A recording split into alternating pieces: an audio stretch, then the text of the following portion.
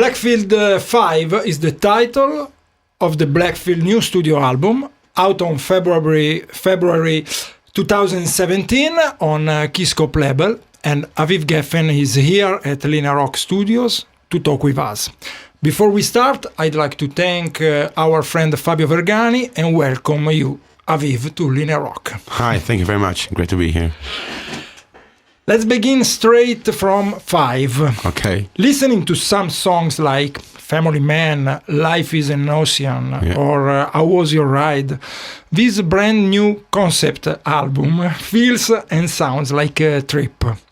Would you tell us more about the meaning of the opera and the inspiration behind its composing? Yeah, me and Steven, we thought it's nice for us to do like a tribute to the 70s albums with a main theme and a very big sound.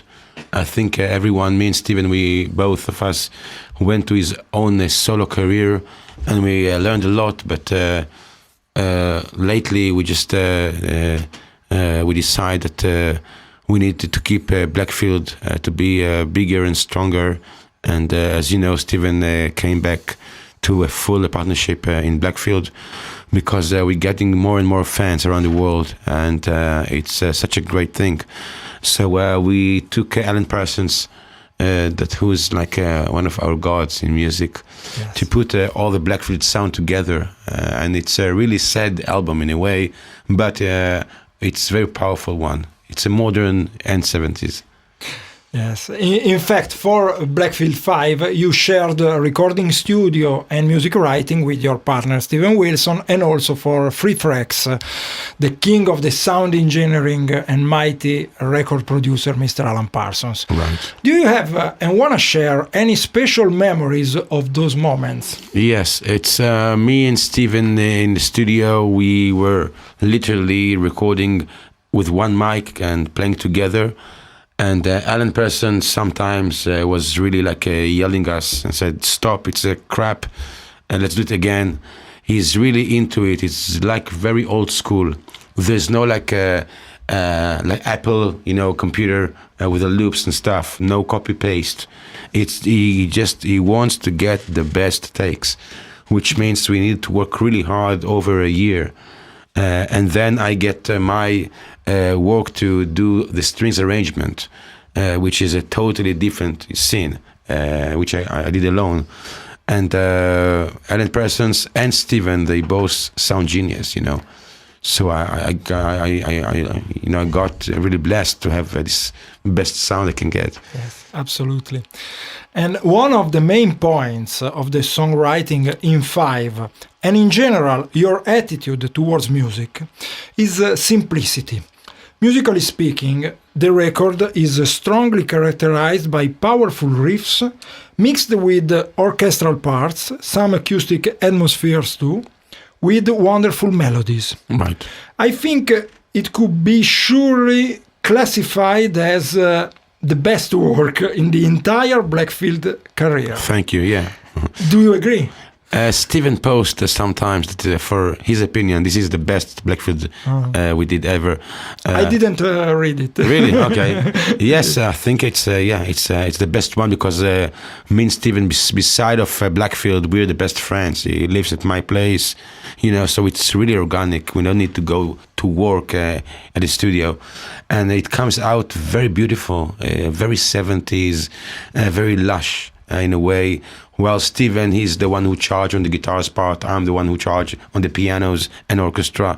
So we had this signature of Blackfield, which we really understand, and it's unique because it's London, because of Steven is from there, and it's Tel Aviv, Israel, with the with my sort of culture, an exotic, gear and ideas. It's like Björk. She came from Iceland. Yes. She's not another English, female singer, and it's really a bit weird, but it's really dreamy. And I think that Blackfield in the last years became the new Porcupine Tree, because it's a side that Steven left in a few years ago, when now he's doing more than like jazzy and proggy and complicated songs. Now Blackfield, it's about strong songs. And the cover of Blackfield 5 is a picture that brings the observer to the typical hypnosis graphic style. Right. Am I right, or what do you feel about it? Yeah, we used the same bottle that we used on the first album cover.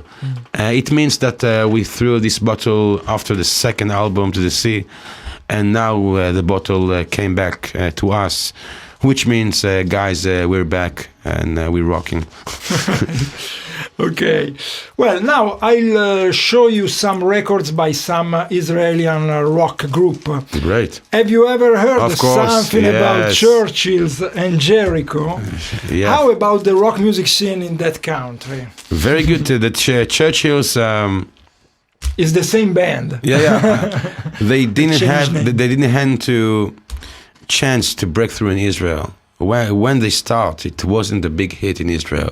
People didn't understand this rock. In the late 60s. But it became really cult, and over the world. So many journalists asking me about them, which is really nice, because some of them are my friends in Israel. Yeah, great. Yeah, and good to know. It's wow. Churchill and Jericho and Jericho Jones. So nice. And do you know an Israeli project called Infected Mushrooms? Sure, yeah. What do you think about them? Shit. No, I'm joking. Oh, you don't like them? No, it's a different genre. You Absolutely. know? Yeah, but they're very good, I think. They play very well. It's another kind of music. Yeah, they're very good. I'm not into this kind of party. Yeah. You have worked with some amazing artists during your life. Right.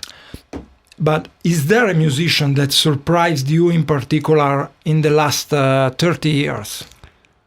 Like the one I worked with, or just someone I heard? Just for now, just someone you heard. You heard, okay. I think Tame Impala, just amazing band. Bon Iver, it's amazing. Those two, I think. They're from Finland, or just the name Tame Impala? From Australia. From Australia. Okay. Yeah. And now let's go back to 2007 and talk about your live album in New York City. Right. Would you like to share with us an impression, a particular memory of when you used to play on that stage, and about the recordings of it? It was the coldest day in the year in New York, and lots of flights just cancelled of many of our fans. But it was a really touching evening, and it's just keep growing the friendship between me and Steven, and it's shown on stage. And when I met Steven for the first time 10 years ago, when he played with Porcupine Tree, he was really shy, just standing and staring at his shoes. And now he's really nearly like dancing on the stage. I think there's a nice combination between us. He was for me and still a great teacher, and I learned from him a lot.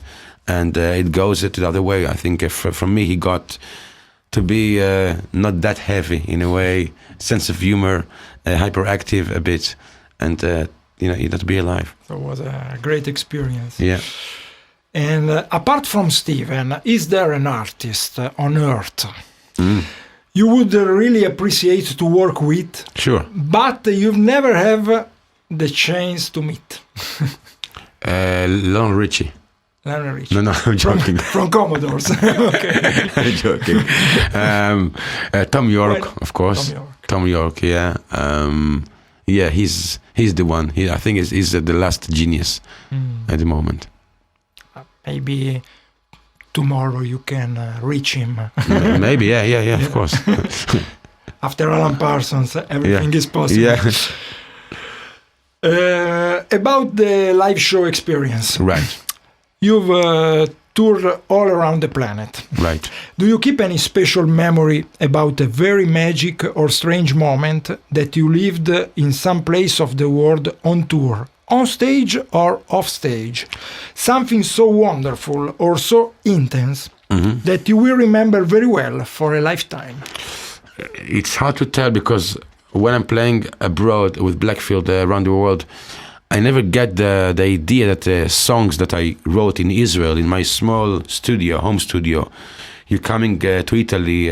We played just here in Milan, in Magnesi. Alcatraz, yeah. And then, yeah. I saw you.